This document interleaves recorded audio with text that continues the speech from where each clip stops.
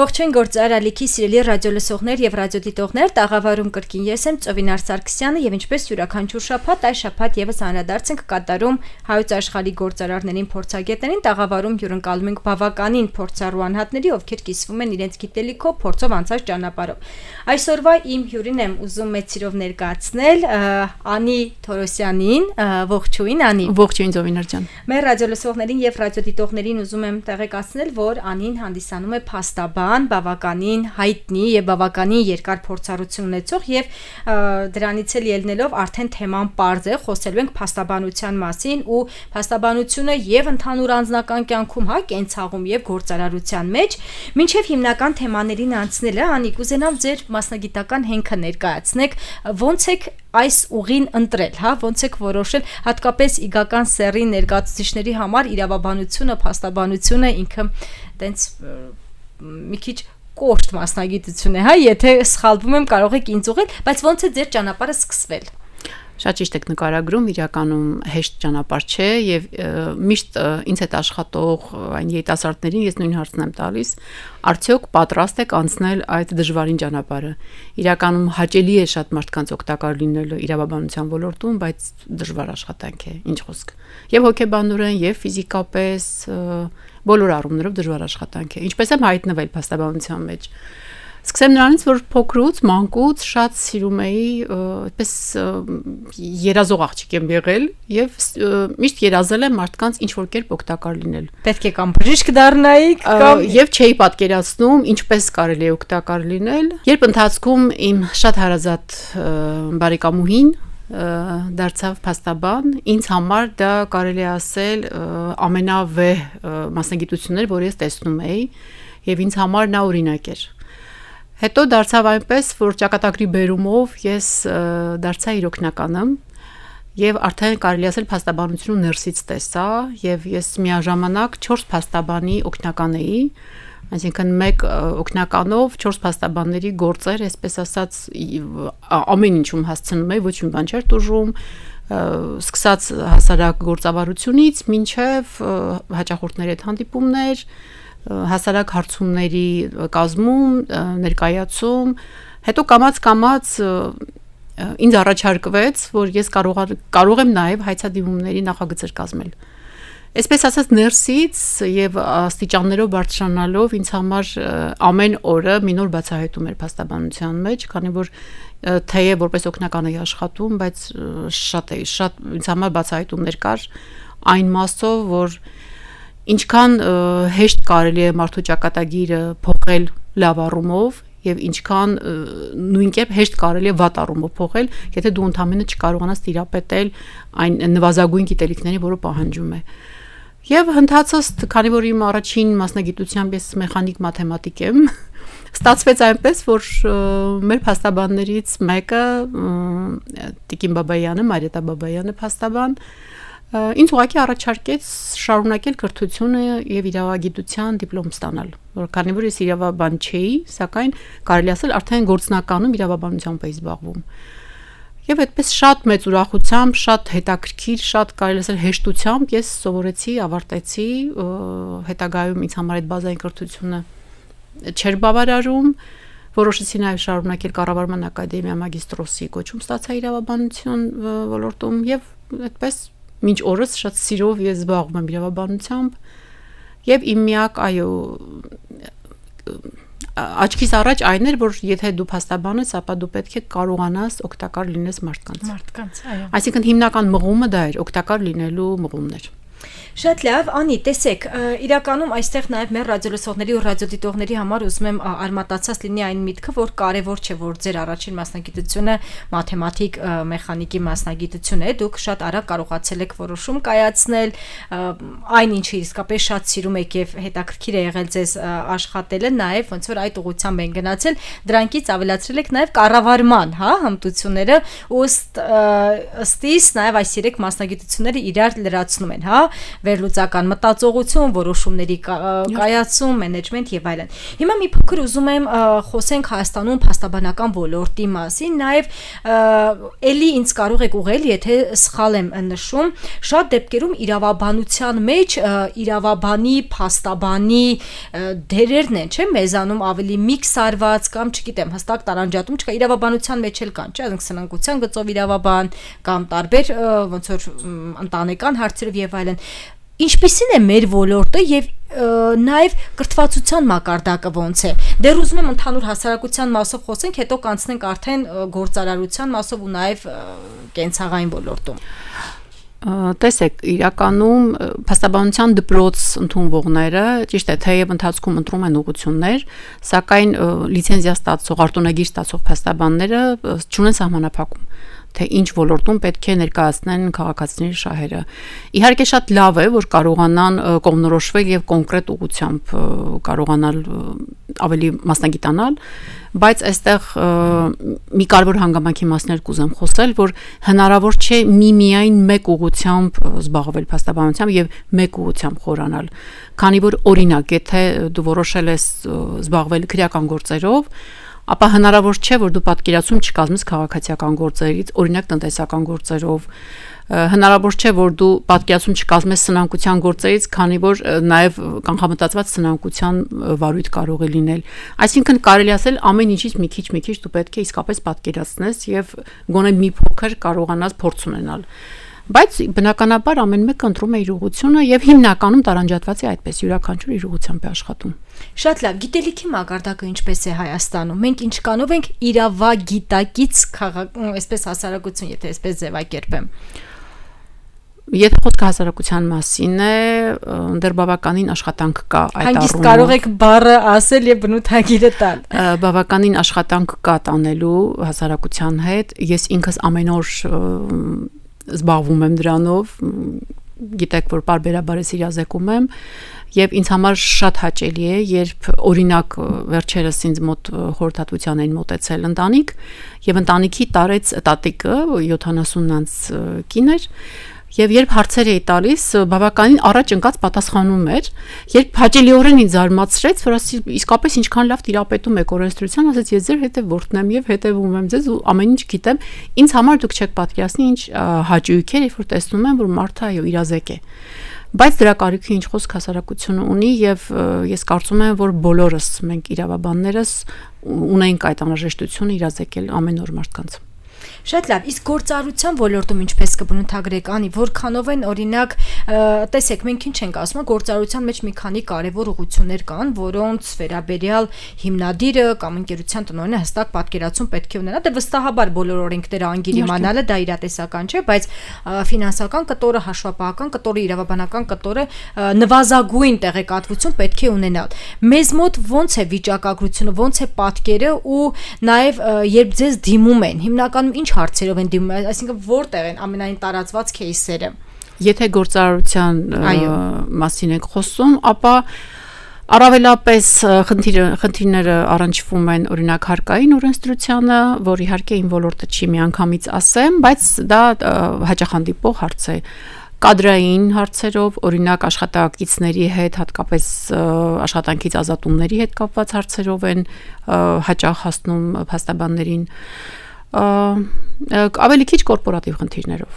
օրինակ սահմանափակ պատասխանատվությամբ ընկերության մասնակիցների փայատերերի միջև կարող է խնդիր լինել, կամ օրինակ լուրջ գործարքներ, լուրջ պայմանագրեր, խոշոր գործարքներ պետք է ունենան, արդեն պայմանագիրը ըստ էության վերլուծելու կամ կոնկրետ գործարքը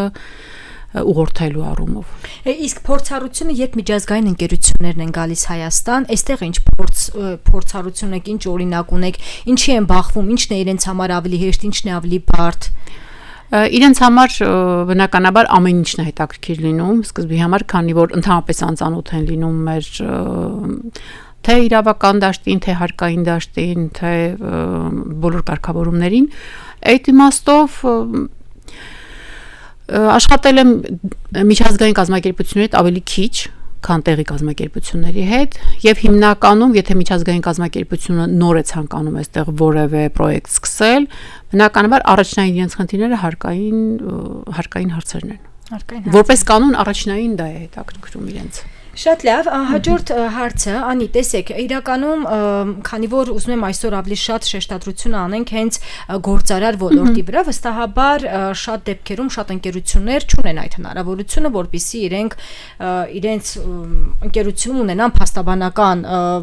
փաստաբանների խումբ կամ այսպես մեծ իրավաբանական բաժին եւ շատ ժամանակ այսպես օգտվում են outsource ծառայություններից, այսինքն կախված խնդրից, հարցերից եւ այլն։ Մեզանում մի փոքր ուզում եմ Հայաստանում, ոնց է այս համակարգը աշխատում, ընդհանրապես իրավաբանական ոլորտում outsourcing-ի համակարգը ու նաեւ գաղտնիության, էթիկետի կանոնները ոնց են պահպանվում, քանի որ Հայաստանը շատ փոքր է, շուկան, բոլորը բոլորին գրեթե ճանաչում են եւ այս հարցերը ոնց են կարգավորվում։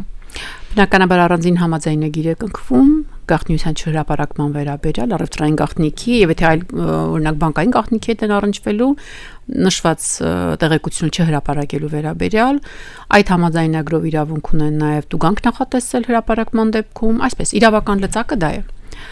Մյուս հարցը որն է էթիկայի տեսանկյունից, եթե անդրադառնանք Էթիկայի տեսանկյունից, եթե օրինակ մենք գործ ենք ուտենալու կոնտրագենտ կազմակերպությունների հետ, բնականաբար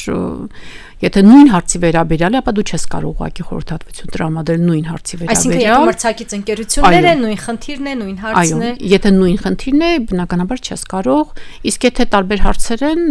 ոչ մի խոչընդոտ չկա։ Շատ լավ։ Ուզում եմ փոքր խոսենք նաև մեր ձեր այս դեպքում փաստաբանական ոլորտի հիմնական բացերի ու մարտահրավերների մասին, որոնք որ իսկապես լուծելու, բարեկարգելու, բարեփոխելու, ավելի այսպես լավարկելու տեղ ունեն։ Կնշեք։ Մեր կոնկրետ իմ մասով կարող եմ ասել, բաց ես չեմ տեսնում կլինեմ անկեղծ, որովհետև մեր մասնագիտությունը պահանջում է ամենօրյա կատարելագործում։ Այսինքն եթե դու քեզ վրա աշխատեցիր, ապա մաքսիմում կարող է հարկային ծանրաբեռնվածություն մի փոքր ունենանք հարկերի մասով, որը կանդրադառնա բնականաբար պատվիրատուի կոնկրետ մեր քաղաքացու գրպանին։ Միակ երևի խնդիրը այս բանը դա է։ Իսկ այս առումով պետությունը որևէ աջակցություն կամ օժանդակություն չունի որ տա, որովհետև սա կարելի ասել լրիվ առանձին բիզնես է, եթե դու կարողանում ես գոյատևել, իսկ գոյատևելը ինչպես է լինում, երբ որ դու աշխատում ես քո գիտելիքի վրա, դու աշխատում ես, պարբերաբար այո, դու կարողանում ես կատարելագործվել որպես մասնագետ եւ բնականաբար այսօր ամենամեծ պահանջարկ ունեցող սոցիալ մեդիա մարքեթինգը կարողանաս գոնե մինիմալ շեմով ապահովես։ Շատ լավ, Անի, տեսեք, նշեցիք, որ ձեր մասնագիտությունը ընտրելու ամենակարևոր առանցքային բաներից մեկը մարդկանց օգտակար լինելու հարցն է։ Կան այնպիսի թեմաներ, որոնք որ փաստաբանների համար այսպես կարմիր գիծ են, կարող եք հենց ձեր օրինակով բերել, որ այդ թեմաների մասով երբեք շահերի պաշտպանության հանձնառություն չեք վերցնի ու եթե նաև ձեր պրակտիկայում ունեցել եք այդպիսի փորձ նշեք ու ինչու։ Այո, ես ըստ էության երկու տեսակ կարելի ասել գործերին չեմ մոտենում։ Դա քրեական գործերով, քանի որ իմ գործերի տարանջատում կա այսպես մոտավոր, շատ մոտավոր 70% իմ գործերը քրեական գործեր են, ինչքան է զարմանալի չէ, որովհետև մարդիկ սովոր են երբ ինձ տեսնում են քաղաքացիական գործերով խորհրդատվություն տրամադրելիս, բայց իմ գործերի այո մեծ մասը քրեական գործեր են։ Քրեական գործերով ես մոտ չեմ գնում սեռական հանցագործություններին, պարզապես որովհետև ես պետք է հոգեպես պատրաստ լինեմ պաշտպանել իմ պաշտպանյալին եւ մշտապես իր կողքին լինեմ թե իրավական տեսանկյունից եւ թե նաեւ ներքուս բարոյական հոգեբանական առումով։ Ես այդ հանցագործություններով պարզապես ինձ համար դժվար է հաղթահարել եւ անցնել այդ շեմը։ Այդ կարմիր գիծը դա է։ Իսկ քաղաքացիական գործերով ես գրեթե մշտապես արդեն իմ գործընկերները նկատում են, որ այն գործերով, որոնցով որ հայրերը դիմում են եւ ասում են ալիմենտից ազատվենք, ալիմենտը նվազեցնենք, ինչ անենք, որ ալիմենտը պակասմուծենք, այդ հաճախորդներից ես ուղղակի մի անգամից ինձ մոտ միանում է այդ կարմիր լույսը եւ չեմ ցանկանում աշխատել, որովհետեւ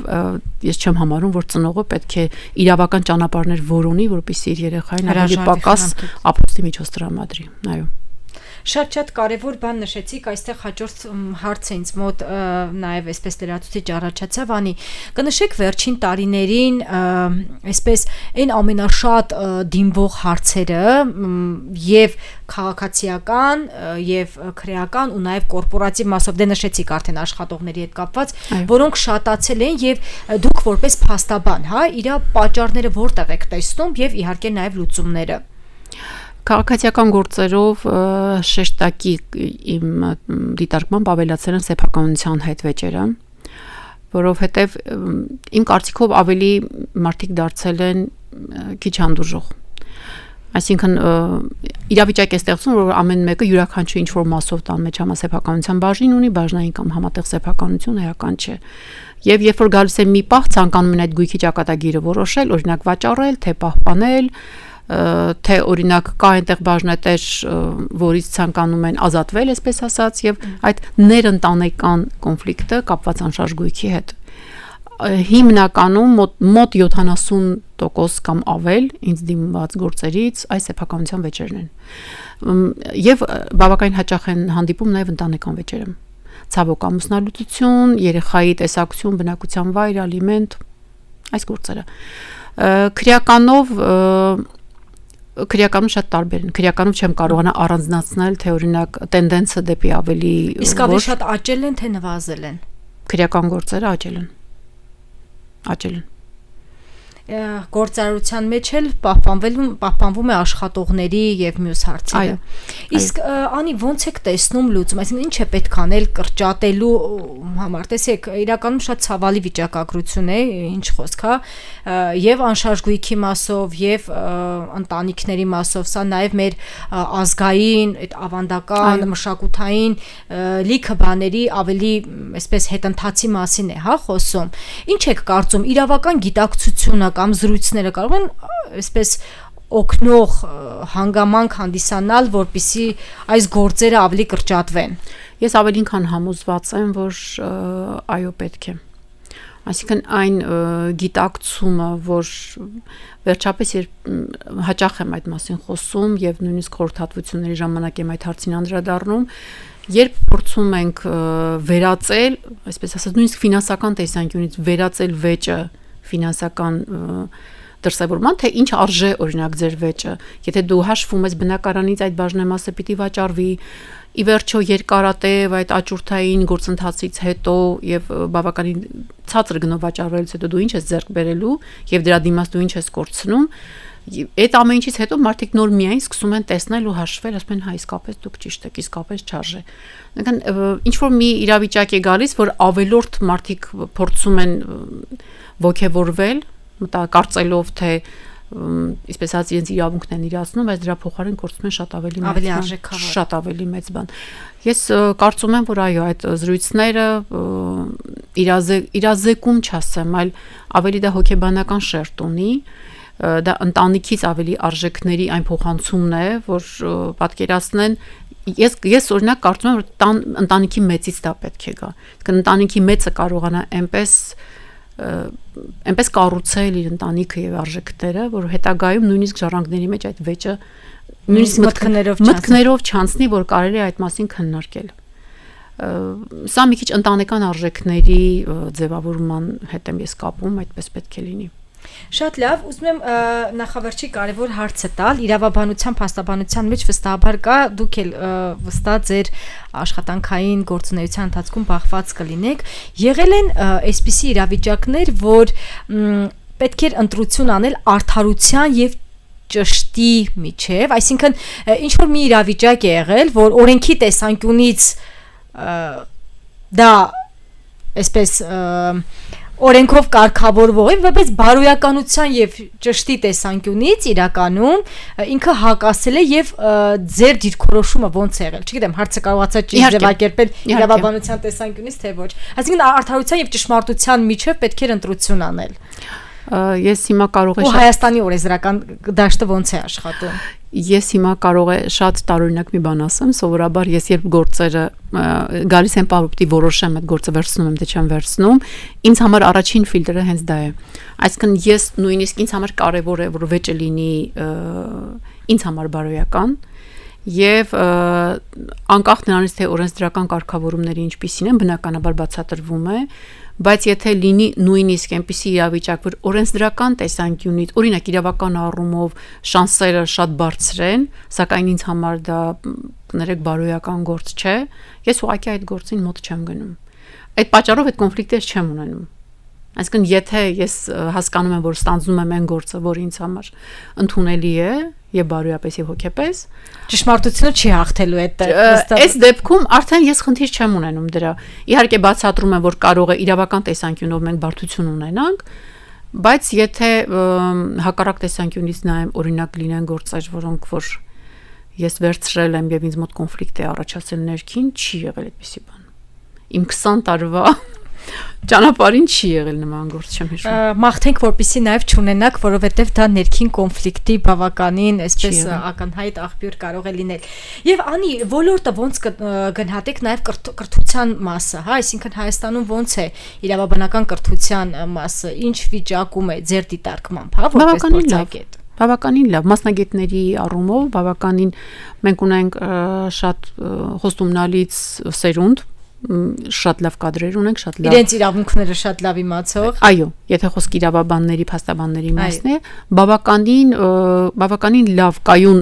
մաս ունենք, ովքեր որ շատ լավ ինքնակատարելագործում են, շատ լավ աշխատում են, որպես մասնագետներ շատ լավ աճում են։ Շնորհակալություն շատ, անի եւ ձեր վերջին խորհուրդը, միտքը այսպես մեր ռադիոլսողներին եւ ռադիոդիտողներին որպես փաստաբան, հա։ Ու նաեւ ձեզ որտեղ գտնեն, որտեղ հետևեն ձեր այսպես խորհուրդներին, մասնագիտական, հա։ Ես վարում եմ եւ Facebook-յան էջ եւ Instagram-յան էջ փաստաբան Անի Թորոսյան, բավականին ակտիվ, այո, այնպես որ կարող են շատ հեշտ այնտեղ գտնել։ Իմ օգնականի հեռախոսահամարն է 077 96 8696, եթե որոշակի հարցեր կարող են ինչ-որ առումով օգտակար լինել, կարող են այդ հեռախոսահամարով զանգել։ Սա այսպես, իսկ իմ խորհուրդը բնականաբար սիրել։ Ամեն ինչի հիմքում սերն է, եթե չսիրես քո ընտանիքի անդամին, չսիրես քո հարազատին, չսիրես քո գործընկերոջը, ապա դու ամեն օր կարելի ասել իրավական խնդիր կունենաս ու հաստատ կգտնես պատճառներ, ինչ պատճառով դիմես փաստաբանի։ Ես այն քիչ փաստաբաններից եմ, որ ասում եմ ավելի շատ փորձեք կրճատել ձեր գործերը եւ ավելի քիչ դիմեք մեզ, քան այսպես փորձեմ գործ ստեղծել ինձ համար։ Այդ պատճառով իմ խորհուրդն է միայն սիրել ու տեսնել ամեն ինչի մեջ, այո, դրականում։ Շատ շնորհակալություն Անի, բավականին կարևոր ու արժեքավոր զրույցի ու նաև այս վերջաբանի համար, այո, բոլոր խնդիրների հիմքում ընկած է սիրո պակասը, ինչքան շատ իրար սիրենք, ինչքան շատ իրար ապրումակցենք, որքան շատ դիմացինի դրության մեջ մտնենք, ճիշտ է, այստեղ փաստաբանների եւ իրավաբանների գործը կկրճատվի, բայց ոչինչ, ես կարծում եմ իրենք այլ այսպես զբաղվածության տարբերակներ կգտնեն։ Ես մեծ սիրով կրճատում եմ այդ գործը։ Շնորհակալություն շատ մեր ռադիոլսողներին եւ ռադիոդիտողներին ուզում եմ հիշեցնել, որ գործար ալիքի եթերում անդրադարձ էին կատարում հայոց աշխարհի գործարարներին, փորձագետներին եւ այսօրվա իմ հյուրն էր Անին Թորոսյան, ով փաստաբան է եւ խոսում ենք փաստաբանությունից, կենցաղում, գործարարության մեջ եւ ոլորտից։ Շնորհակալություն։ Եվս մեկ անգամ շնորհակալ եմ հրավերքի համար։ Շնորհակալություն։